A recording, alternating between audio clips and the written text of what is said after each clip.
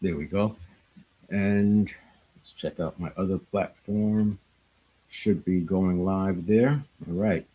Now, I'll go back a few slides from this one because I laid out, this is not part of the program, but I laid out a table just to show some of the differences with respect to what neuroplasticity is not. I talk to a lot of people because I've been building this out over the last 5 years, and I continually interact with people, mostly outside in real person, in real life, because I want to get their reactions and I want to gauge things and get offline a bit because there's so much just there's like patterns that happen online, and I wanted to break through that noise. The So what it's not mindset, it's not positive thinking. There's One of the reasons it's confusing is because we've been talking about neuroplasticity, or at least the scientists have, since 1949. Hebb's law, that's when he first stated neurons that fire together wire together. That was in 1949. It wasn't until the mid 50s that it was understood that myelin was actually part of the habit formation process. Essentially, myelin enables neural pathways to fire faster, stronger, with more accuracy, more reliably, and that makes a neural pathway a path of least resistance. And they were using that in physical activity. In fact, if you look at martial arts and things like dance and special military special ops, it was being applied centuries ago, but they didn't understand it was neurons. They didn't understand because they didn't have the brain imaging tools, but they just knew that this is what worked. If you look at the belt system in martial arts, even if you look at something like gaming, the way you have the different levels, it's tapping into allostasis, which is a part of neuroplasticity. Another thing I hear people say, oh, that sounds like NLP. NLP is not a thing. It's not a brain science. NLP is not a particular discipline of therapy, for example, like cognitive behavioral therapy. NLP is a modeling system, a protocol for modeling and then teaching. It's designed, it was created to help other people benefit from the best of the best strategies and learn them and reduce years and years of study or practice down into a short period of time. That's what NLP does. It models the best of the best and it teaches it in a way that you can apply it. But it's not a thing. So you can't compare it to neuroplasticity, for example. Cognitive behavioral therapy is inside NLP, Gestalt is inside NLP, FBI investigative techniques are inside of NLP because it's a teaching systems of interacting with people to get a different result. And it's not a conscious hack. I am big on this. Hacks don't work long term. The reason they don't work is because homeostasis, stability at the status quo, overpowers the hack. Not only that, if we don't have enough reason to want to do something, it makes it hard for hacks to take hold, to be resilient. So it's when you hear conscious hacks, all of this manifestation, these things may apply neuroplasticity indirectly. They may affect neuroplasticity indirectly, but they are not. It's not neuroplasticity. Traditional neuroplasticity. This is what was talked about in the 50s on through early 90s. And the breakthrough is early 90s. And that was when it was realized that not only does neuroplasticity apply to neural pathways for physical activity, when I say neuroplasticity, a simple definition is the myelination and synaptogenesis that occurs with deep practice. When you apply deep practice, that creates myelinated neurons. Myelinated neurons fire faster, stronger, with more accuracy, more reliably. And synaptogenesis is the pruning, moving synapses from inactive neural pathways to active neural pathways. So that synaptogenesis is an important part of it because the brain is always looking to be efficient. And what it'll do is it limits the amount of neurotransmitter production that's actually happening. So there's a shortage essentially of neurotransmitter production. Then that's an homeostasis, status quo. I kind of touched on that. There's homeostasis, status quo, and then the next column is allostasis. Homeostasis is stability at the status quo. Allostasis is stability on an upward trajectory, and that's what I do with neuroplasticity. Neuroplasticity still applies in this zone here, but it's not being taught or used. It's mostly being used for rehab and getting back to normal rather than using it to become stronger, better, the way it's used in sports. Muscle memory, you see coaches drilling with players, they're drilling a very specific step, maybe a very specific part. That's applying deep practice. This is what we can do with allostasis, with neuroplasticity when we apply it to cognitive processing. But it also gets caught up in language, and so it tends to be slower and isolated. In fact, a lot of neuroscience gets into talking about the amygdala and the parts of the brain, and that slows things down. So the reason I do it the way I do is because you can't activate or deactivate your amygdala. You can't activate your hippocampus intentionally.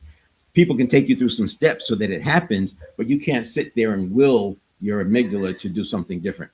So allostatic neuroplasticity, that's the dynamic leadership framework. And it's dynamic because it's happening real time, modular in a repeated loop kind of fashion. Stability on an upward trajectory, which I just said, intentionally building capacity beyond the baseline and having a baseline that's on an upward trajectory. Network level action. What I mean here is we have two parts, and I'll show you that in a moment. There's the network of neurons, which was thought to be the subconscious mind. A lot of people still think it's the subconscious mind. It still shows up in textbooks as the subconscious mind, and that's part of why I think it's difficult for people to grasp what is neuroplasticity and how is it different, because the books are still saying subconscious mind, as you would expect. This will probably take a good generation before it's well known what neuroplasticity is, the same way other major breakthroughs have taken generations before it's mainstream.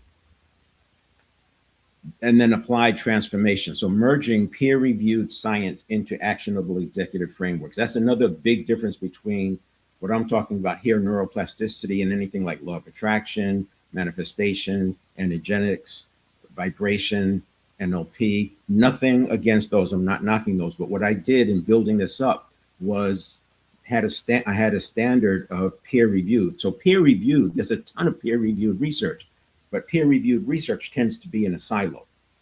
What happens to get peer-reviewed, you have to document your research methodology, and other scientists have to use your methodology and get the same exact result. Right? What happens is you just go high, taller and taller and taller in that silo. And the only part that's different is the little breakthrough part at the top. So this is boring. It's not going to sell books. It's not something that people talk about, because as you look at it, oh, I've been there, done that. Imagine reading a book and 90% of it is the same stuff that's always been talked about. People are trying to write about this top 10%, but you have to refer to the research. And these people are more interested in research than writing books or selling books, I should say. So that peer-reviewed standard is another obstacle that we have when we start moving forward with neuroplasticity. By maintaining a standard of peer-reviewed, I've made sure that everything I talk about is fully defensible. I also added another level on there, another layer, and I used Proverbs, the book of Proverbs, because it's a good summary of the Bible, if you will. And I made sure that everything I talk about is aligned with that. So if it didn't align with Proverbs and it didn't meet the standard of peer reviewed, it didn't make it into my content. And if you look at my profiles, I make 3 posts a day that are related to neuroplasticity or development leadership. I apply it to leadership. That's my dynamic leadership model. So we are getting to the point now where I want to get started. And let me just do one thing.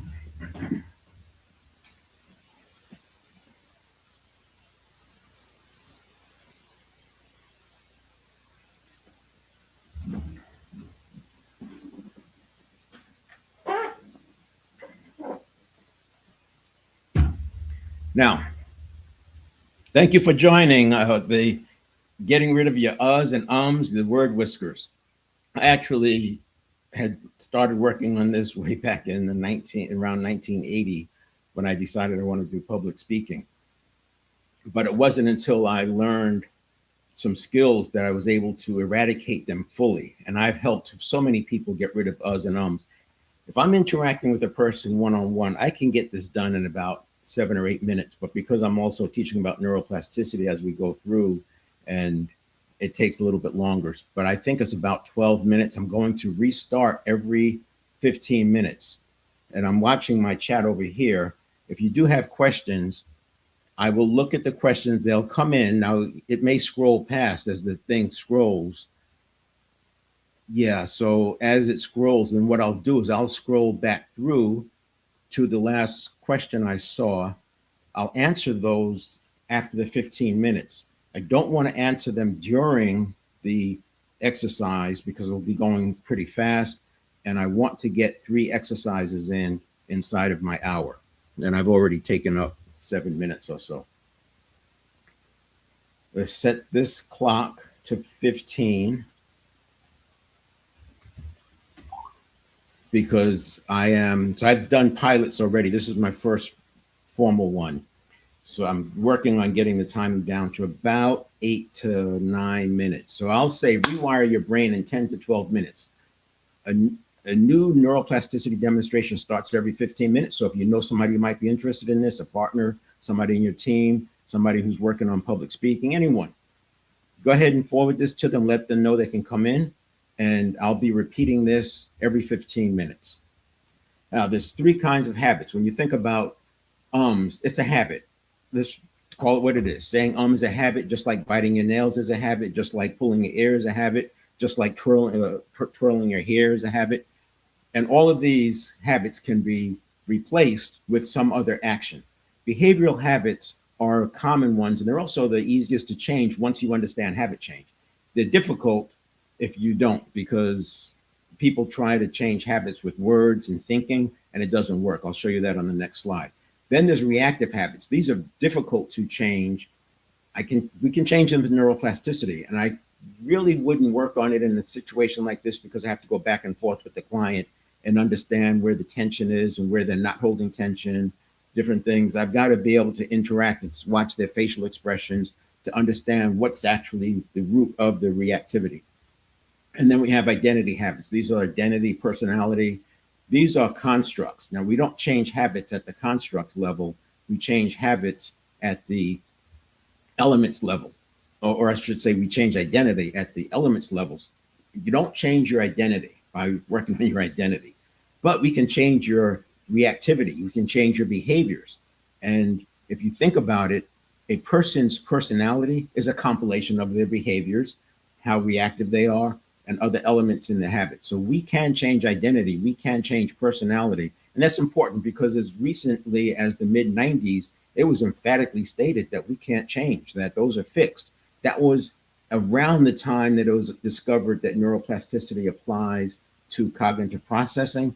But of course, those kind of emphatic statements, they tend to linger. If you look at emotional intelligence today, which I 100% support, but I do draw a line because the part that you cannot change is not true. That's what was stated in 1990. That's what we believed. That's what everyone believed in the mid 90s, 1990 to 95 or 6, when it was developed and then popularized. We now know that it can change. The challenge with this is it's happening so fast. And think about this. We were hunter gatherers 300,000 years ago. Today, we're advancing so much in just the last 100 years. And from a neuroscience standpoint, the last 20 years, it's been advancing so much. But neuroscience has been studying the brain for 300,000 years. That evolution over the 300,000 years, 99% of it was for a time that's completely different from what we live in today. So here's that slide I was talking about. This is the network of neurons side. It was called the subconscious. What happened to my image here? That's interesting. Hold on. Oh, it looks like my image dropped from my.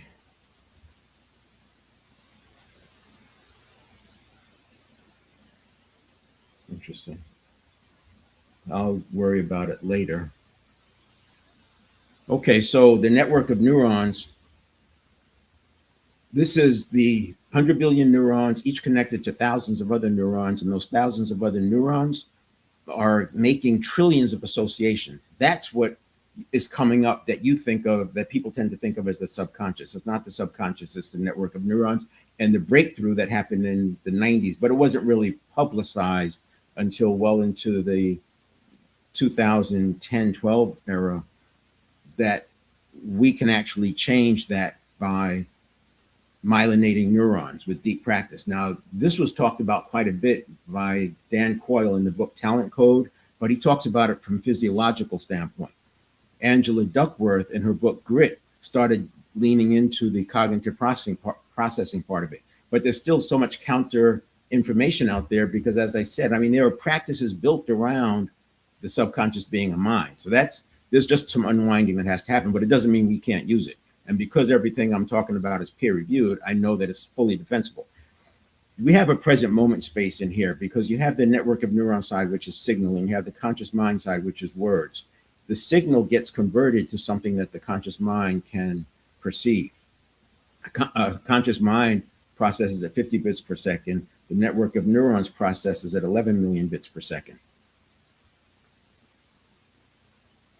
This is where habits live. This is why it's so difficult to change habits with conversation and talking and insights, because by the time you become aware of it, it's too late. In emotional intelligence, we talk about regulation, but that's happening very late. What I do with dynamic leadership is we do the modulation over here. We do prevention and modulation over here on the network of neuron side because we're leveraging all of that speed. Let me just try something here.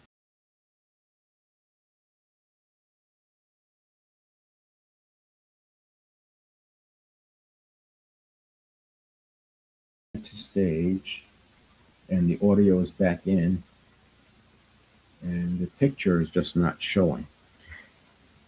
Having some network issues. Now, this is what I'm talking about. If you do this on the first side, so this depicts that last slide. This is very similar. So instead of looking at it as two blocks, I'm looking at it as a continuum of when the stimulus happens here, there's a pre-listening period, then there's initial detection, rapid appraisal, reaction formation. Most of the uhs and ums occur here. For context, cognitive biases happens over here in initial detection. This is also where the reticular activating system comes into play. I do talk about the reticular activating system, but you won't hear me talk much about parts of the brain because it gets confusing. I am much more interested in making it actionable.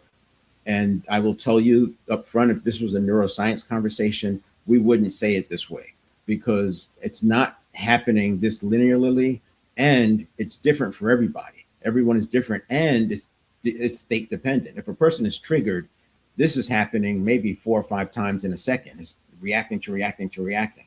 If a person's real calm and they're meditating, this reaction, it could take a minute.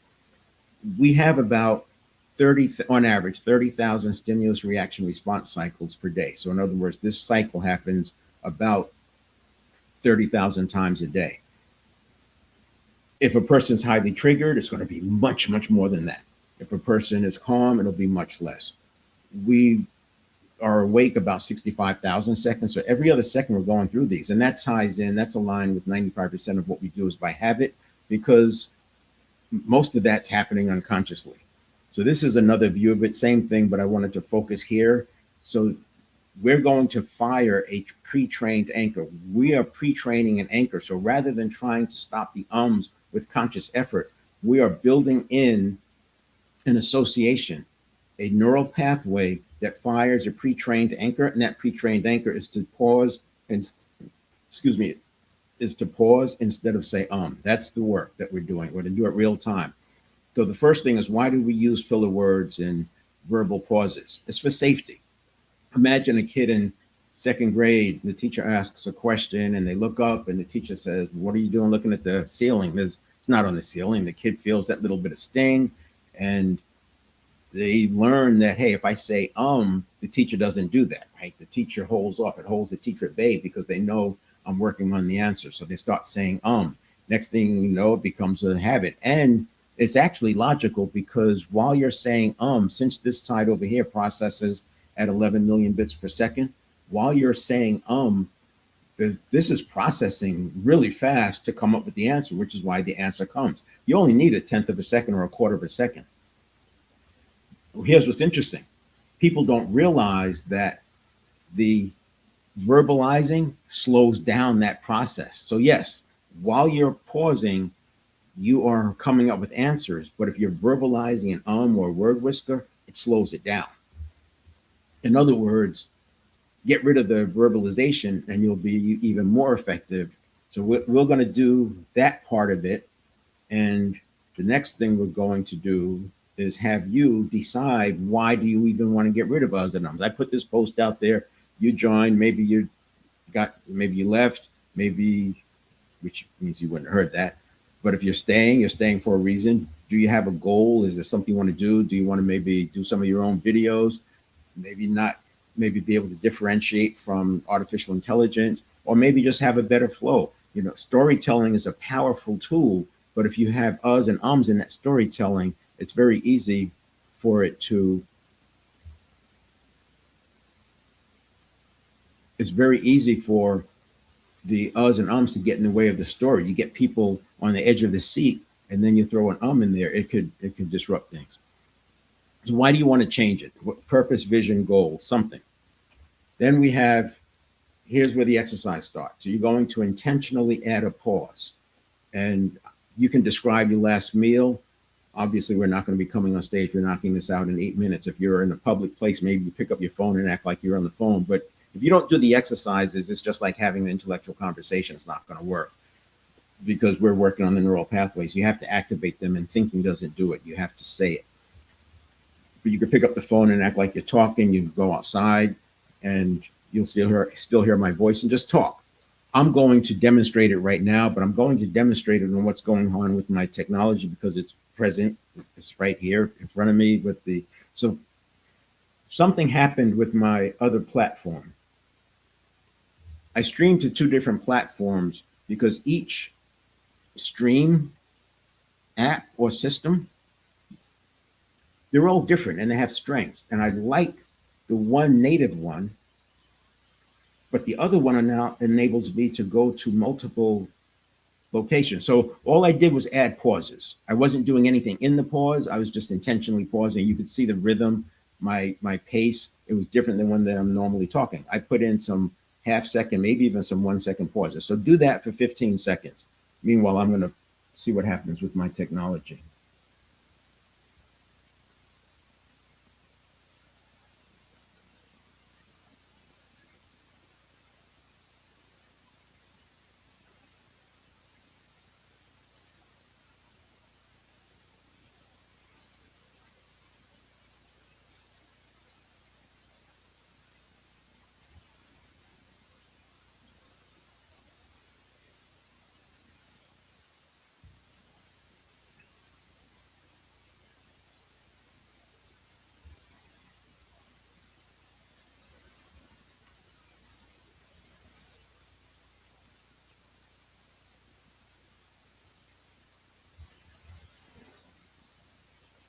All right, so I did a fix. I used a short-term fix to solve my camera issue on the other platform.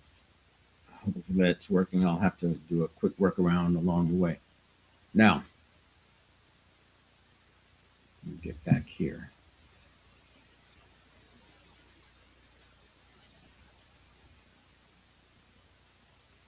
All right, so hopefully you've done that exercise, and I'm not going to keep harping on that. The point is, if you don't do it, I mean, if you want to the change, do it. There's no morality here.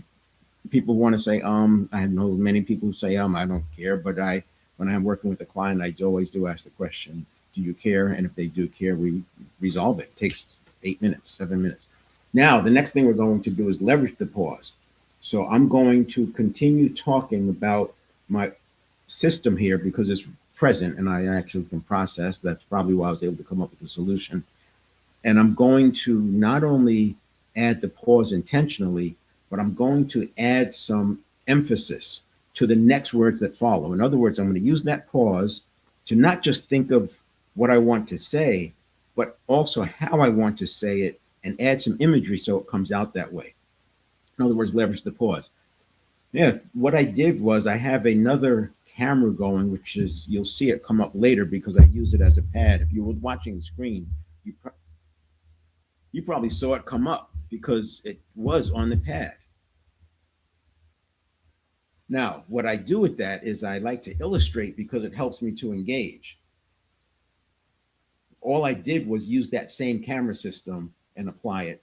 So there you were seeing how I got animated, right? I put the pause in there and then I decided to get animated. How can this be applied? You can use this if you're speaking. Let's say you're doing a live event. Let's say you're talking and feel yourself going flat. You can pause for a quarter of a second and put some imagery in there to say, how can I change my inflection? How can I change my energy level? And you'll already know how to do it because this is not your first rodeo. So do that for 15 seconds. Leverage the pause, come up with some imagery, some energy, something. Leverage the pause, do that for 15 seconds.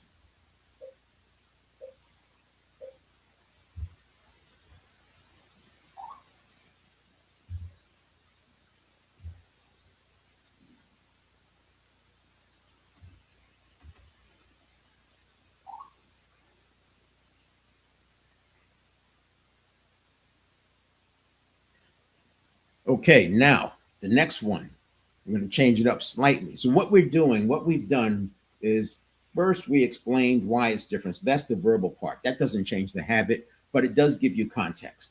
The second step, we said, why do you want to change? We came up with a why, your why. We made it important enough to communicate to the central nervous system in the brain that, hey, you need to produce some neurotransmitter because I need to layer in this neural pathway.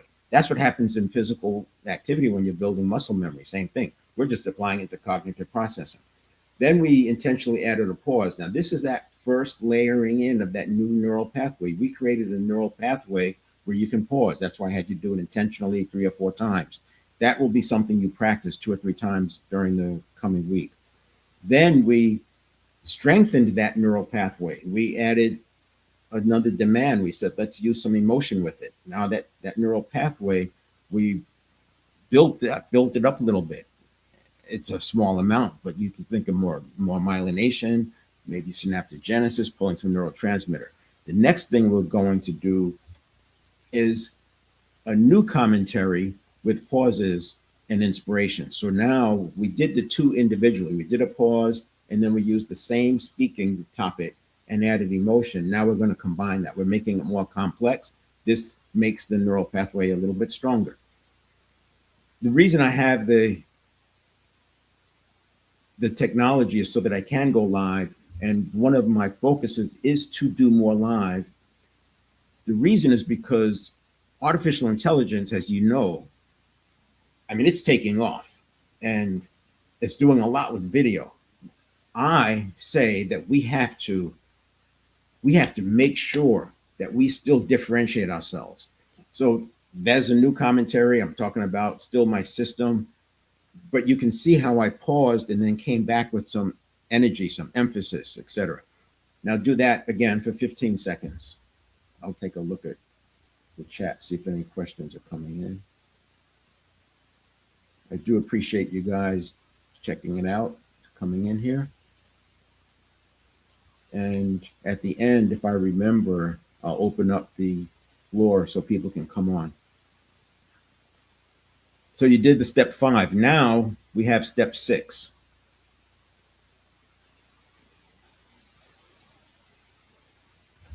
And step 6 is the picture swap. Now I have to do a little finagling here because this is where I am going to be using my pad. So let's see how we'll do this. On this platform, I will go here and switch it to here.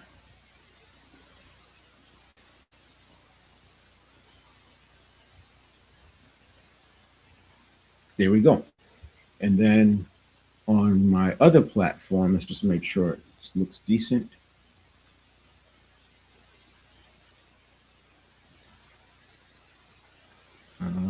Oh, okay, so we need to do something.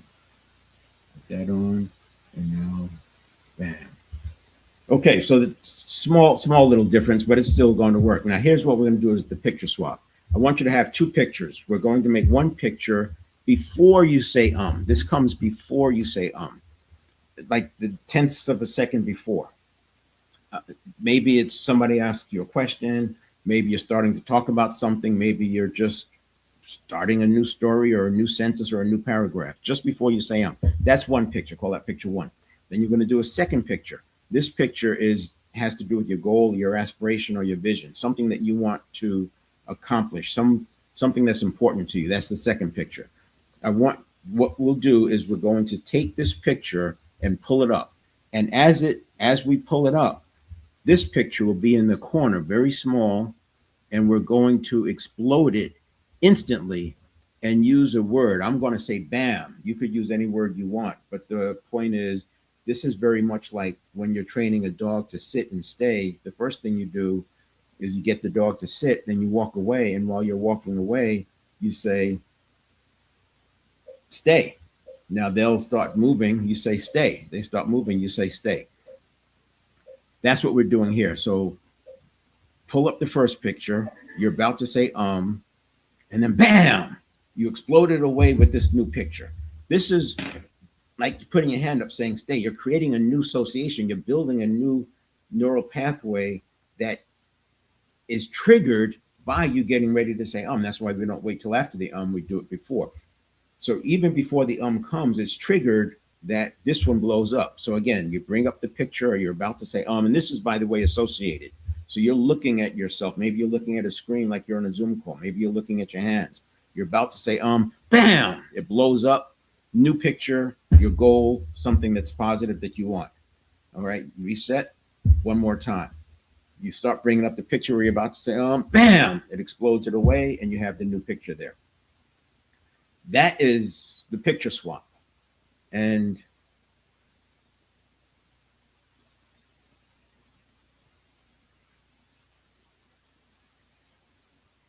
let's go back.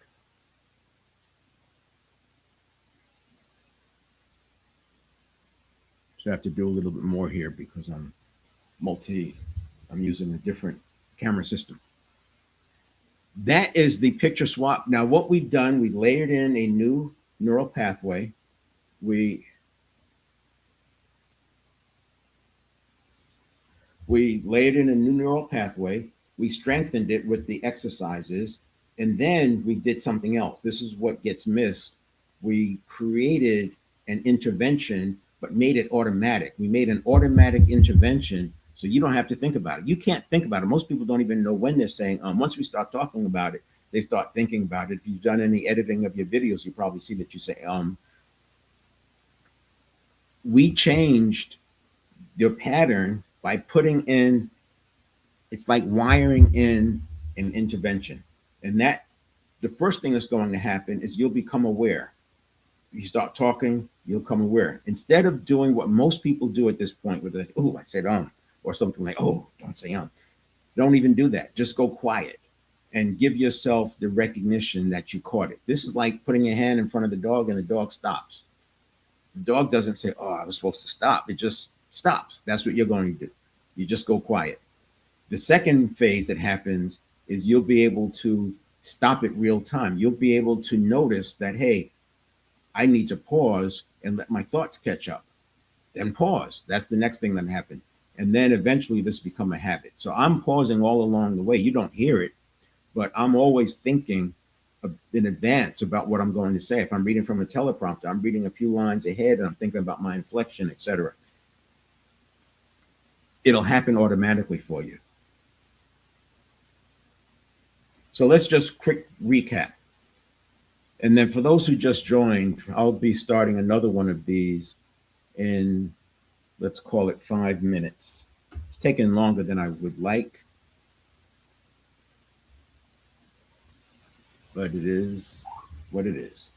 And I'm doing a lot of the teaching about neuroplasticity just because I want to connect the dots about neuroplasticity. So what we did, the demonstration is complete. Now what's next? Well, you need to practice for a few days, and neuroplasticity happens when you sleep. If you just go out today, you will say What we did is not going to make you stop saying We showed you the door, we opened the door, and now you have to go through the door. The door will be easier to go through tomorrow after the neuroplasticity happens. So don't give up. Don't think it didn't work. Get a good night's sleep, wake up the next day, and start working on intentionally pausing. The missing link. We only tackled behavioral habits today. True long-term growth requires mastering the deeper layers, navigating high-pressure environments, stabilizing your physiological state, reshaping reactive loops. Hopefully I demonstrated it here. My camera went out and it bothered me a little bit, but it's not about crashing out. It's, that you just hold the tension while you figure it out. I knew I was going to come up with some solution, and I was just holding on to the tension rather than start reacting to my own reactions, because there was only one event. The only event that happened was the camera went out. After that, it's just, I have to fix it. Too often people start reacting to their reactions. They think, oh my gosh, what's going to happen with this and what's going to happen with that? And oh my gosh, oh my gosh, oh my gosh. Hopefully I demonstrated that. And that's where you have to also now correct your reactive habits, and then you can correct your identity habits through that. So if you go to 7stepreset.com/live, you'll find more of these. I'll put one of these videos. I'll take the series that's the best one and put it on that page so people can find it and watch it again. But I'm doing a masterclass on self-mastery at 10 o'clock on Thursday, this Thursday. So a few days from today, 10 a.m. Pacific time, 4 pillars of self-mastery. 4 pillars of self-mastery is what we're doing. You can go to 7stepreset.com/live, and that's the main hub where I'll be viewing. That's where my interactions will be. That's where I'll be interacting with people, etc. And you'll be able to get resources from there as well as other things. And this is the 4 pillars. We first start with the levers and the fundamentals of how to deal with the pressure so it doesn't take you off course. Then we do habit mastery, which is some of what we did today, but I need to expand it to include the reactive habits and the identity habits, of course. Then we do state mastery. This is where we learn the coherence, because without the coherence and high heart rate variability extended over time, you're not going to be able to maintain. This gets into the pressure curve. We want to be able to stay inside this optimal pressure curve so you're not getting overwhelmed and you're not disengaging. And you can manage this on your own. This is not something that's done to you. You manage it yourself by the tools that we talk about. And this is where people have been. This is where people are. And to have a transformation, you have to break through this barrier. There's a lot of cognitive dissonance that happens here. That cognitive dissonance creates anxiety. The anxiety sends us back down into homeostasis. So there's a lot of resistance, but when you understand what the resistance is and where it's coming from, you're able to do this. This is that allostatic upward trajectory that we're talking about. And I go through a 7-step reset. We have step 1 and 2. This is where we are resetting. This is the dashboard, and this is where we are in real time feedback looping to make sure that we're not crashing out. We're instantly setting new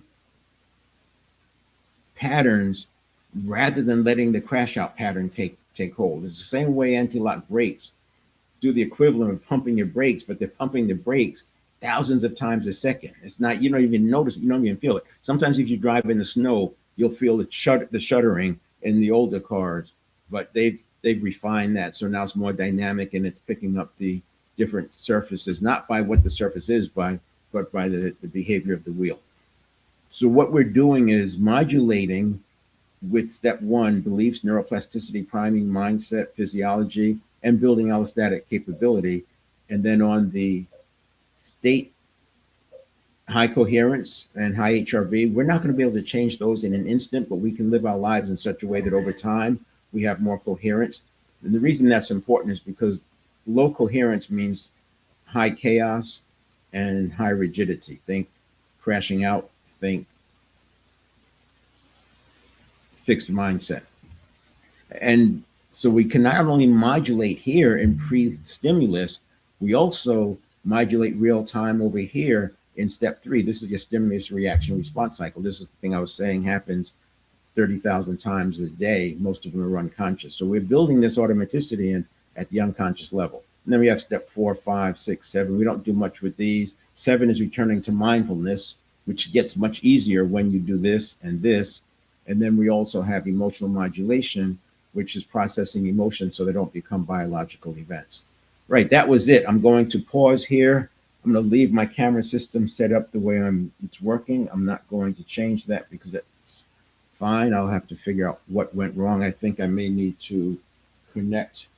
I probably need to turn my computer off or at least restart it in between because it probably builds up some residue in the cache, but I'll figure that out. If there's any questions, this would be a good time to pop them in the chat. I'm looking there. I don't see anything.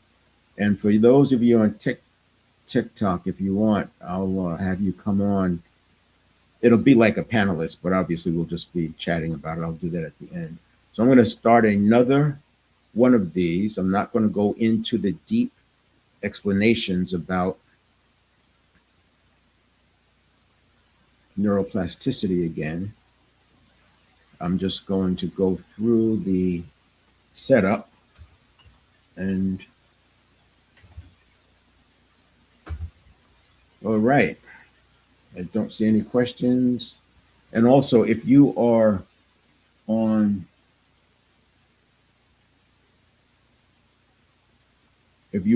one of the other platforms, because I'm not looking at each platform. I'm on LinkedIn right now, Facebook, YouTube, and I'm not looking at those platforms. But you should be able to, let's see what's going on here.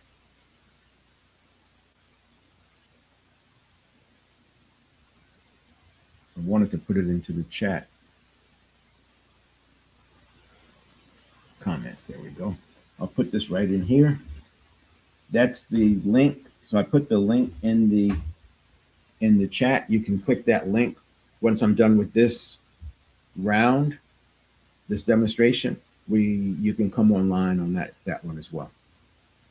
All right, so here we go.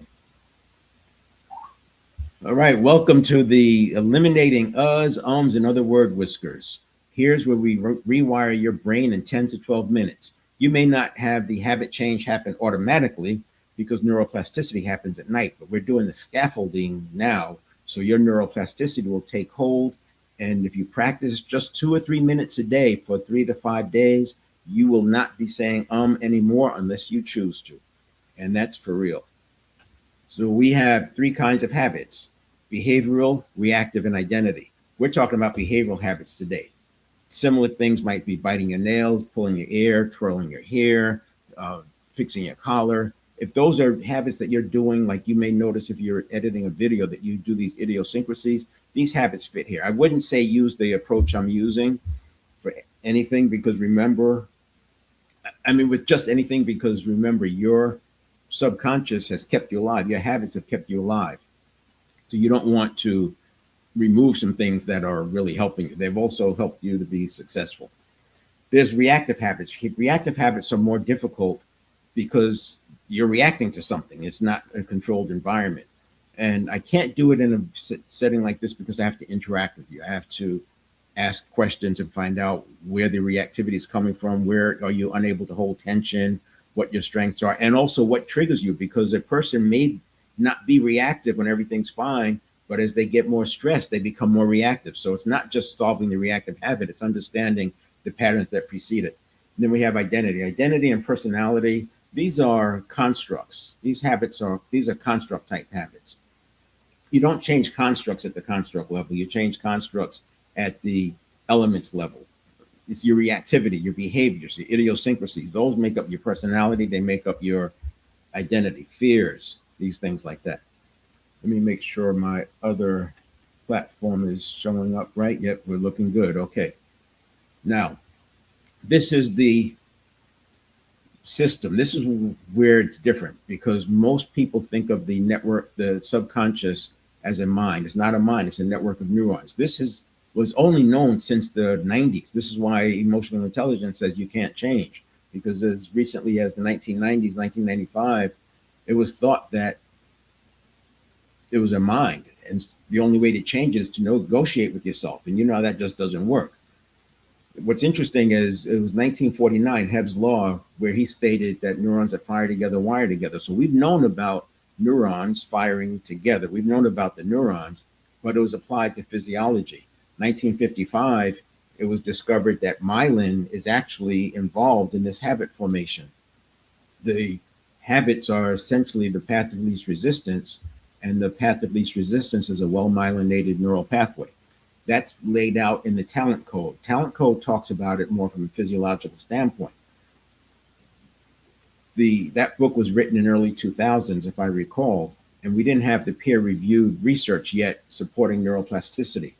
It wasn't until 1990 that it was realized that this actually happens with cognitive processing. So on the network of neurons side, we process at 11 million bits per second.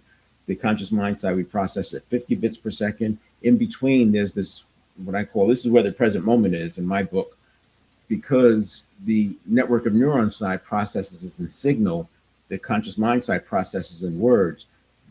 This is a conversion. We have to convert the signal into words. And this image right here tells you why your habit work, the work you've been doing to eliminate habits, is it doesn't work, because virtually everything you read about with habit change is over here on the conscious mind side. By the time the conscious mind has picked up on it, it's too late. See, I have a message there, but I don't see the message. Now,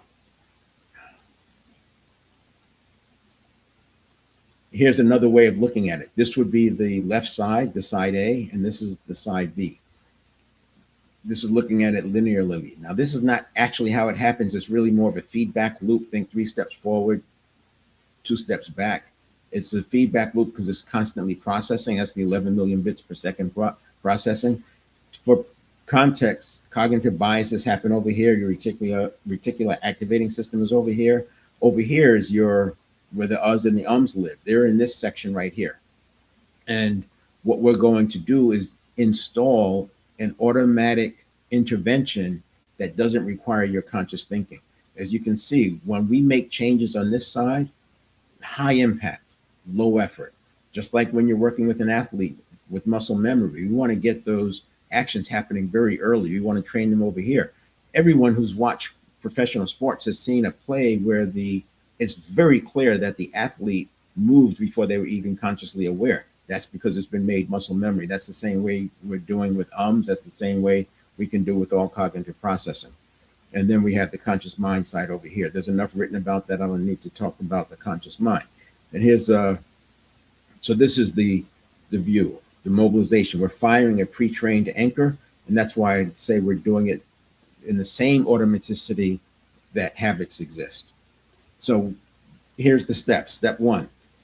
And by the way, this is a exercise thing. You have to do the steps because we're activating neural pathways. This is the same way you can't sit there and talk to your dog about sitting and expect them to sit. You can't talk to them about staying and expect them to stay. You have to actually physically go through it. That's what we're doing here. We're very much like getting a dog to sit and stay is how we're applying this, because it's a network of neurons. It's associations. Myelination creates habits. The habit is the path of least resistance. We have to layer in new paths of least resistance. So why do we use filler words? It's some version of this. I've done this live with enough people. I know the answers kind of fall into only a few buckets, but it's some version of, you were in elementary school and the teacher asked you a question. You looked at the ceiling and said, "What are you doing looking at the ceiling? It's not on the ceiling." And that kind of stung. So you start saying because it holds the teacher at bay. The teacher's not asking you, they're not speeding you up. They're not embarrassing you by telling you that you're looking at the ceiling. Some version of that. Now, that said, yes, that pause does enable us to come up with answers, because remember, this is talking about the network of neurons side. It's 11 million bits per second. You're able to tap in with just a tenth of a second. We're able to get quite a bit of information just by pausing. But here's the thing to think about. When you pause, you're able to get more information from that pause than you can if you're verbalizing, if you're making sounds. If you're saying, you're actually interrupting that process of your network of neurons feeding you associations that are going to help you give the answer. Said another way, you could reduce the amount of the pause and be more effective and get even more answers coming in if you weren't saying and. So that's some context for why you want to do this. The second step, why do you want to change it? This is on you. You have to come up with you have to have a reason to change, because the brain and central nervous system are going to have to create more neurotransmitter to create this neural pathway. And if you don't have a reason, the brain is like chilling out. It's going to do its thing. Brain wants to conserve energy all the time. You have to give it a reason. And that reason could be anything. It could be you want to be a better speaker. You want to start going live. You want to do your own ads. You want to edit faster so you don't have to keep editing out the ums, whatever it is. And that's for you.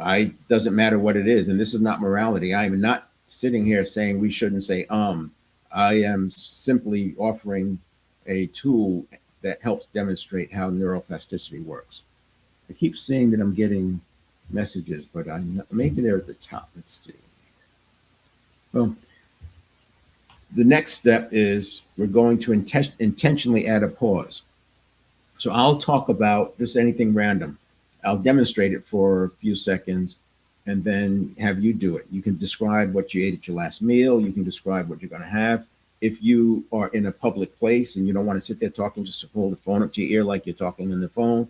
You go outside, but do the exercise, 15 seconds, and then we'll do 2 more of those, but they're different because we're now building the neural pathway. That pause neural pathway may exist, but it's dormant. We need to send some synapses in it. Activating synaptogenesis is the process, and we're doing it now. So I'll talk about my setup here. I use a couple of monitors. I'm running 2 different streaming platforms because I could use RTMP, real-time messaging protocol, but I prefer. So all I'm doing is adding pauses, and you can tell it's a different rhythm of my pace because I'm pausing. I pause all the time, but my pauses are so short because I'm able to get from my network of neurons whatever information I need with just a tenth of a second pause. But now you do it for 15 seconds. Just add pauses intentionally. Even if you have to read a book, just read a passage and pause.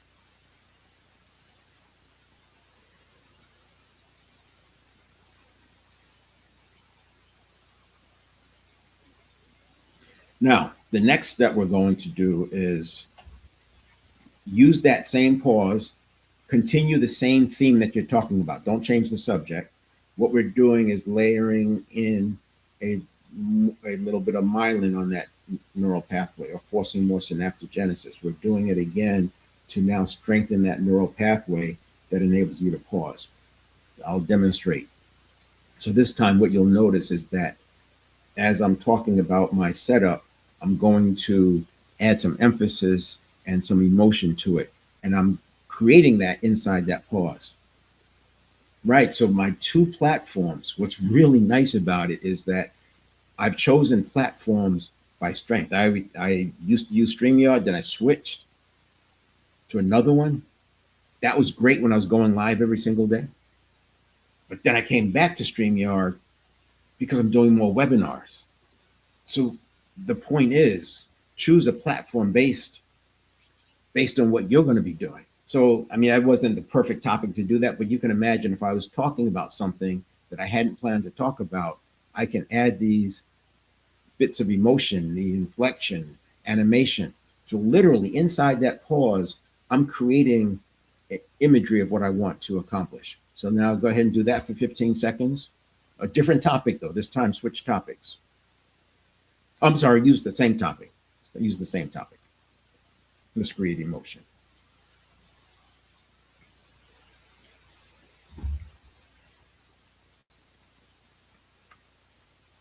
All right, the next one. Now we change topics. So do the same thing, different commentary, change topics, but now you're combining everything. A new topic, with pauses and inspiration. So this could be like somebody asked you a question. I'll demonstrate. Why do I go live?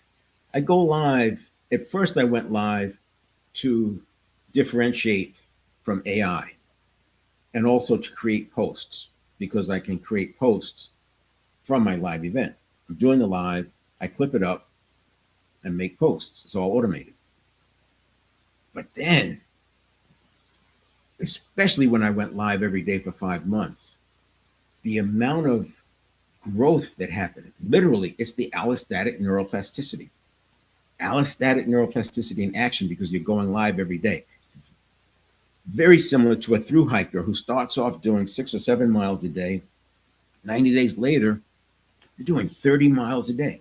So I new topic, new commentary. I didn't plan on saying that. It just randomly came up. But in my pauses, I was thinking about what can I add that's really good for this story. Much, much better than just talking by rote or talking from what you've memorized, right? Because especially if you're in a live in real life audience, you could read the room. So let's do that for 15 seconds.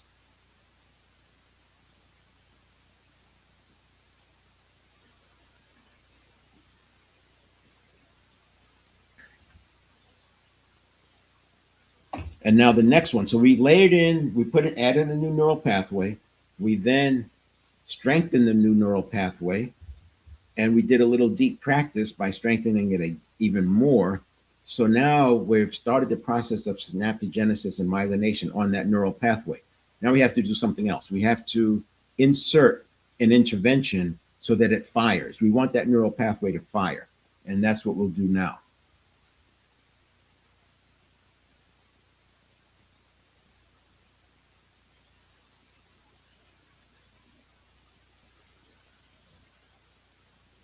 So my camera went out for some reason. I have to figure out what's going on, and that's why I'm doing it this way. Normally, this image wouldn't be there for the folks on this platform or the other platform. Now,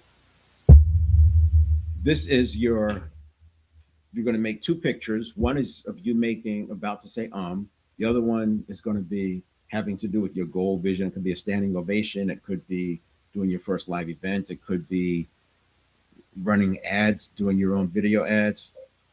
And we're making the picture before you say This is associated picture looking out of your eyes. So you don't see your face, for example. You don't see your neck.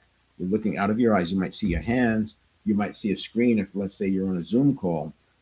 And that's this picture one. And then picture two is just the goal. This is dissociated. You're over there and you're watching yourself getting that standing ovation. Or maybe you see yourself happy because you've gotten more followers or because you got your live, or maybe you did a great job in a presentation, whatever it is. And what we'll do is this is like when you get the dog to sit and start walking away and the dog moves, you say, stay. You put your hand up. That's what we're doing now. We're putting in an intervention. I'm going to do it 3 times. You'll make the picture come up, and as it starts to come up, you're going to explode this picture. It starts off in a small corner. We're going to explode it rapidly. And as it explodes, I want you to make a sound. I'm going to use the word bam, but you can use anything you want. So you bring up this picture, bam, it explodes out. The new picture exploded. You're doing it within a tenth of a second because we're in the 11 million bits per second side. Let's do it again. Bring up this picture as it comes up, bam, you blow up the image with this one. You replace it with this new image, the gold, the standing ovation, the increase in whatever, the ads that you're running. One more time. You're about to say, bam, you bring up that picture. Now, that is the intervention that we just created. And what's going to happen is you will notice, the first thing you're going to notice is that you're going to become aware of yourself saying just like when you're training the dog to stay, the dog first starts moving, but then they get it. They don't say, I didn't stay. I don't do any of that. Just keep moving. You just go quiet. When you get that,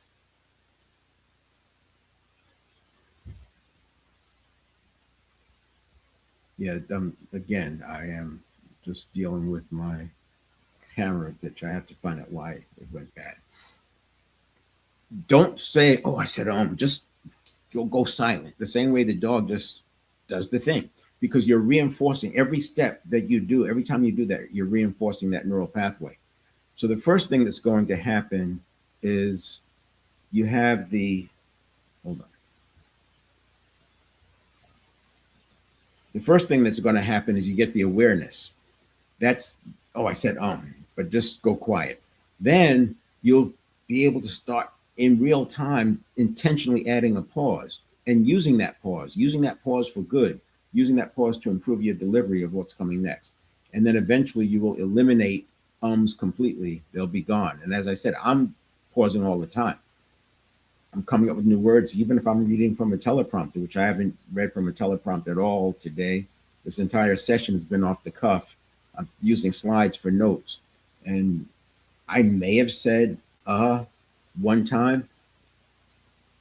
I don't know. I'll pick it up when I do the editing. But typically I can go for 45 minutes and not say one time. Because I'm putting in pauses, I don't have to say I'm getting the words that I need. That's it. Now, you do need to practice for 2 or 3 days because neuroplasticity happens at night. So what we've done is we created the intervention, we created the new neural pathway. The intervention makes the new neural pathway fire, but it's not built yet. It's the scaffolding is there. It started. You may catch yourself a few times today, but don't think that's the end of it. Don't judge this until today's Monday. Don't judge it until Wednesday because neuroplasticity happens when you sleep. So you're going to get some neuroplasticity tonight. You'll get another round of neuroplasticity Tuesday night. By Wednesday, you should notice a big difference. And this is how habits work. It's not about a mental decision or an insight, and then you can judge it and see is it working. Do the work and you'll see the result. So, quick recap. We successfully built a new neural pathway at the network level in minutes. This is what I mean by automaticity. We're doing it at the network of neurons side. What I just demonstrated is how you can change behavioral habits.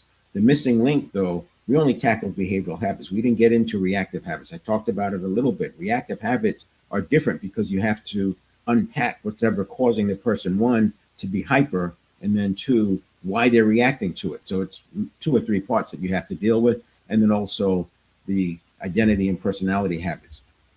The next step, if you want to keep going, is to take the master class this Thursday, 10 a.m. Pacific time. It's free. You can go to 7stepreset.com/live and find information about that master class. You can join there. And I would recommend watching it there because, as you see, I'm running multiple platforms from here. And I'd like to have just the one platform so I don't have technology glitches, especially because I'll be going for 90 minutes in that one. Then there's your masterclass, 7stepreset.com this Thursday, 10 a.m. You know anybody who may be interested in achieving more? Maybe they talk about manifestation, law of attraction, vibration, all of that. I will explain how it works in this class, the 4 pillars of self-mastery, because those things work because they indirectly influencing neuroplasticity. I focus on neuroplasticity directly. The 4 pillars. We start with the fundamentals and the levers. You need to have the levers and understand how to use those levers. I applied one of those levers today, but there's dozens and dozens of levers, and different levers work in different settings. That's the fundamentals. You have to understand that. But knowledge doesn't get the result. To know and not do is to not know. We already deviate from what we know 40 to 50% of the time, and even worse if we're stressed. The next part is habit mastery. We did a little bit of that today. That's what this was about. That's why I'm doing these segments, because I can go faster in the master class. I don't have to spend time on this. I don't do this demonstration in the master class. I get right into the reactive habits and the identity habits. And we talk about it at a higher level because that leads into state mastery. A big part of habit change is how we deal with stressors. If you are stressed and you're always trying to regulate, your habit work is going to be highly compromised. What we want to do is have it automaticity, just like we put in an intervention for the to fire that new pathway. We're going to have you put in an intervention so that we are self-modulating in real time. Then we have performance hygiene. Performance hygiene is a big one because if you don't take care of your physiology, your health, what happens is we create a toxic environment internally. When we're toxic internally, our cells go into protective mode. And cells only, remember, it's 50 trillion cells, and we're basically all cells.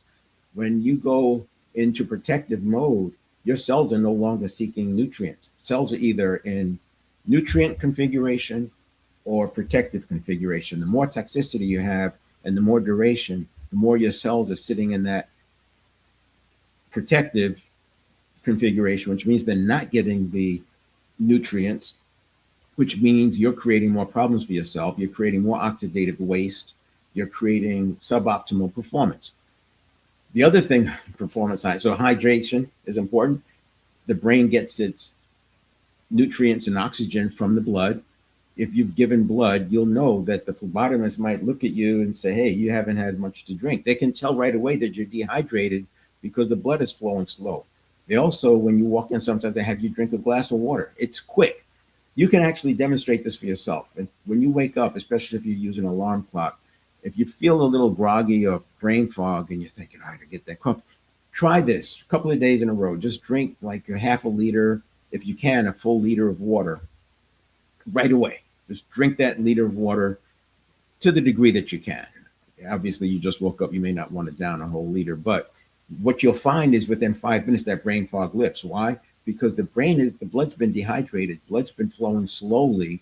Your brain is not getting the nutrients and the oxygen it needs. No wonder you feel brain fog. And then what's worse is the brain is a hog. It's going to make sure it gets its nutrients. So it's limiting what happens with the other organs. That's why drinking water, you'll notice a difference right away.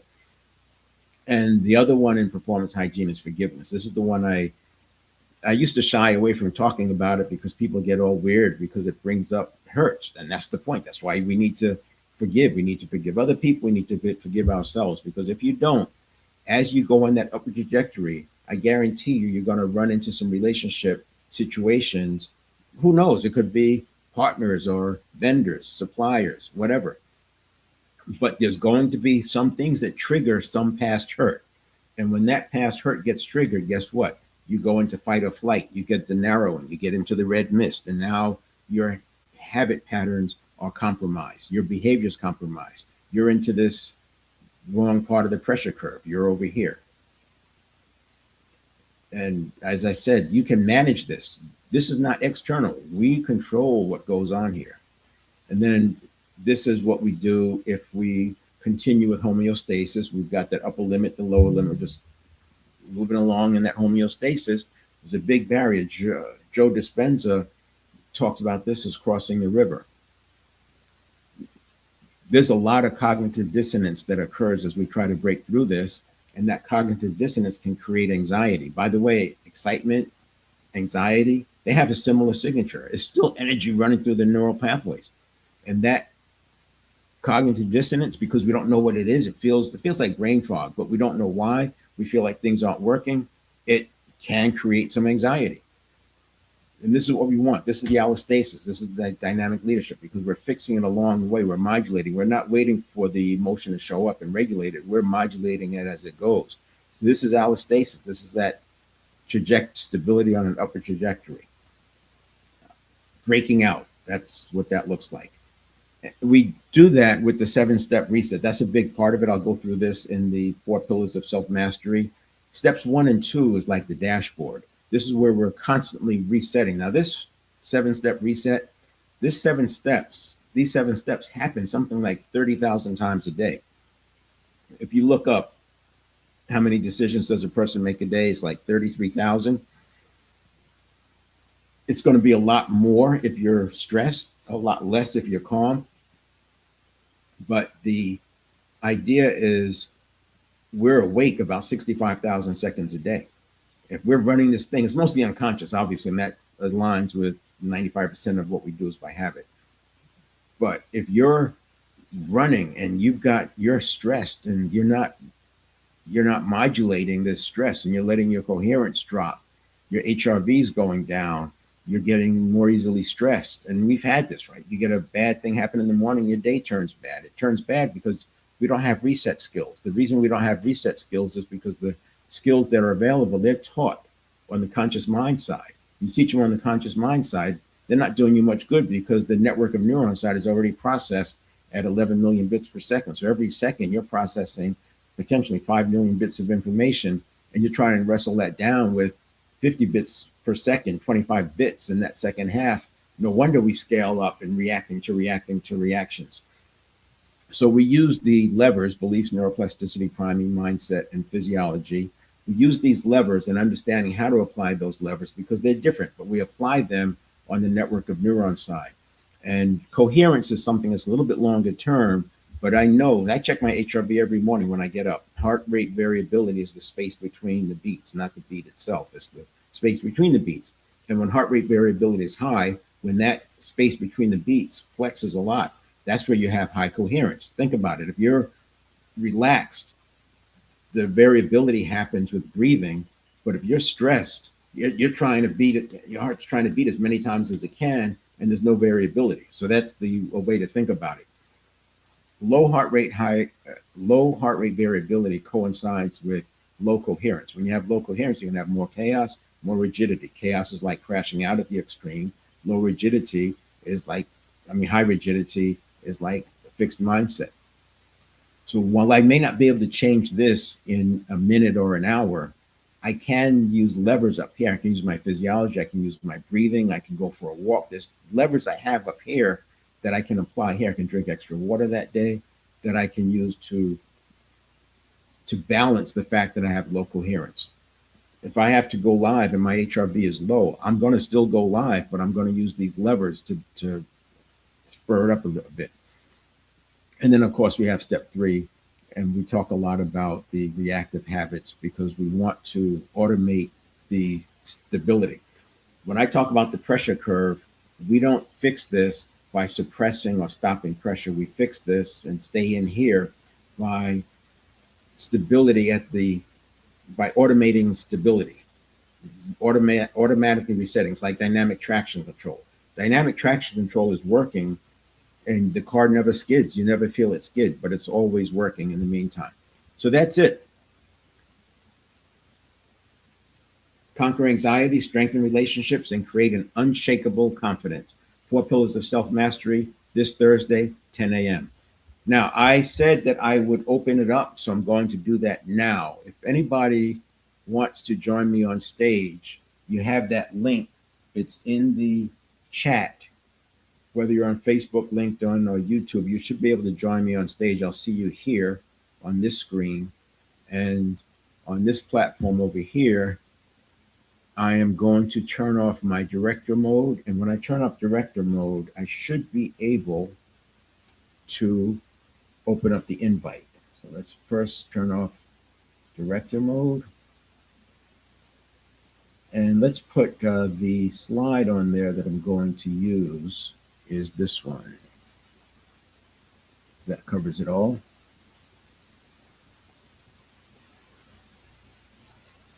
And now turn off director mode and add invite. Co-host multi-guest, there we go. Hopefully this will do it. Unless, so you know, oh, there it is, good. All right, you should be able to invite yourself. If you raise your hand, I think I can invite you actively, proactively. So just show me some kind of signal. Let's put something in the chat. I'm looking at it there. Just put some kind of signal and I will invite you to join me on stage. And then we can have a live conversation about it. You can also just ask me questions in the chat and I'll answer those. Same way if you're on LinkedIn, Facebook, etc.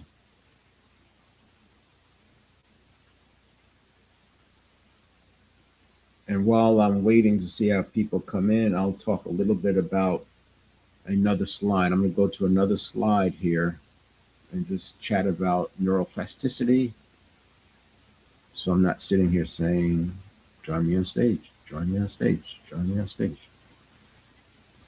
All right. So I already talked about this one. That is not mindset and positive thinking. It's not NLP or manifestation. It's not conscious hacks. But I want to show you this one now. So the traditional approach of trying to get habit change, we talk about the brain parts, we talk about pathologies. It focuses on isolated parts of the brain, the amygdala, the cortex, the hippocampus. These parts are static. You can't activate them or not activate them. You can't stop them from activating. They're going to do what they do. Now, as coaches, we tend to use insights, and by having the conversation, there is habit change that occurs through that conversation. But the problem is, it's very fragile. When you get into a stressful situation, capabilities go out the window. Now, here's what's interesting: if an athlete misses shots at, let's say, basketball, they're playing basketball, they miss more shots when the game is on the line than they do normal. Or let's say you're looking at their free throw percentage. You look at their free throw percentage when the team is winning, you look at their free throw percentage when the team is losing, and you look at the free throw percentage when the game is close and they are at the free throw line. So it really matters. If you see players with the higher percentage in that last one, you know they work well under pressure. If you see players that tank and miss, you know that they're struggling under pressure. We get it with athletes, but someone doesn't look at leaders and salespeople and in communication and say, oh, they are not good under pressure because they didn't handle that one well. No, they just say it's a personality thing, it's a quirk. They treat it as an idiosyncrasy. When you start seeing the world through the network of neurons, you'll see that that stuff is happening on this side, and you recognize it's a habit and it can be changed and it can be adjusted. We don't have to live with those idiosyncrasies that are hurting you. So the reason why the insight approach to habit change is not durable is because you get hijacked too easily when you get outside of your optimal pressure. This becomes really obvious when you look at race car drivers. It shows up in athletes as well. Like you'll see athletes, they'll fake and they'll hold the fake until the other person buys the fake and then they move. You look at amateurs, they fake and move, but the pros will fake and hold it and then move. They're not seeing it with their conscious mind. They've wired it in. It's like that becomes the trigger. When the person moves, that becomes the trigger for the athlete to move back or to go the other way. In motorcycle racing, I used to teach performance car driving in the Porsche Club. So when you take your car to the racetrack in the Porsche Club, you had to have somebody ride with you. I was that person in the passenger seat, teaching them the course. This is anytime you go to a new course, or if you're new to it. If you're new to it, you go through for a whole day. So I was be the whole day with the person. If you've already been to other courses and you go to a new course, you have to go one check lap. And I would do that. So I used to teach performance driving. When you're doing 150 miles an hour, you can see the habits. We have to drill those habit patterns in. There's a particular turn at Road America, the kink. And so many people lose it there because they lift, they panic and lift. And we're always saying, hold it, ease on the gas, ease on the gas, ease on the gas, because you don't want them to floor it and then lift. We're teaching them to ease into the gas for that kink, as an example. But what was really interesting is on the motorcycles is we call it survival reactions. A lot of survival reactions cause people to crash. And when you look at survival reactions, these are habits that were created most likely from driving a car or bad habits riding a motorcycle on the street. What was fascinating is that just with a few words, the habit would change. So why is it that I could change habits on a motorcycle on the racetrack with just words, but when it came to cognitive processing, I couldn't? Well, part of it is because it's life and death. You have the risk of getting hurt really bad if you keep having these inopportune survival reactions. But the other thing that's happening is the speed with which the feedback happens. So when you do the thing just one time, the habit sets. So you can have, when another way to look at this is habit change occurs with one or a combination of repetition, duration, intensity. 150 miles an hour, you have the intensity. You don't need a lot of iterations. You don't need a lot of trials. You're going to get it very quickly. The other thing is first principles thinking. As I told you, I use peer review to work through this. All of this research lives, but it's in silos. What I do is cross the silos back and forth to pull the best of the best. For example, allostasis. Physical therapists understand and talk about allostasis. So do geriatric care folks. But very few other people have ever heard the term allostasis. Fitness, fitness trainers, they know about plateaus, they know about homeostasis, and they know to change up the routine before that 8-week period about when the homeostasis comes in. So allostasis, neuroplasticity at the, let's move this over a little bit. While allostatic neuroplasticity is creating that upward trajectory, stability on an upward trajectory. The network level architecture, we target things at the network of neuron side because that's where it's fast and that's where it's happening early. I don't see anybody asking to be invited on. I'm checking here again. You're welcome to come on. I don't see anybody in the waiting room. I'm going to shut it down pretty soon here. All right. And then the pre-conscious leverage. The whole point is we do habit change early on. We do the reset, the rapid recovery in the first half. We don't wait and try to do it with the conscious mind. All right, there you go. I hope to see you at the, let's get that up.